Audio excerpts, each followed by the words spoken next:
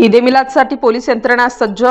नाशिक शहरात ईद-ए मिलाद उत्सवाच्या पार्श्वभूमीवर कायदा व सुव्यवस्था अबाधित राखण्यासाठी शहर पोलीस आयुक्तालयाकडून व्यापक बंदोबस्त तैनात करण्यात आलाय। 2200 पोलीस अंमलदारांचा बंदोबस्त। उत्सवाच्या पार्श्वभूमीवर तब्बल 2200 पोलीस अंमलदारांसह 350 महिला पोलीस अंमलदारांची नियुक्ती करण्यात आली आहे। होमगार्डसह वरिष्ठ अधिकाऱ्यांची नियुक्ती।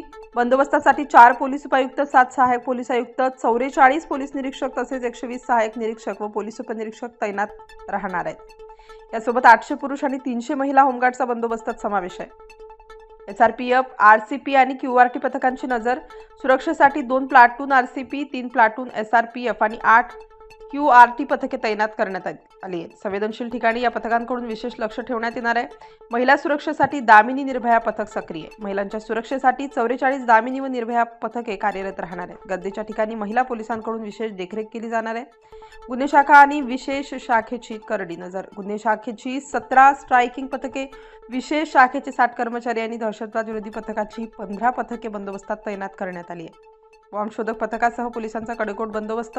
संशयास्पद वस्तूंची तपासणी करण्यासाठी 2 बॉम्बशोधक व नाशक पथके तैनात करण्यात आली आहे। ईद-ए मिलाद उत्सव शांततेत, सुरक्षित आणि उत्साहपूर्ण वातावरणात पार पडावा यासाठी नाशिक शहर पोलीस यंत्रणा सज्ज झाली आहे।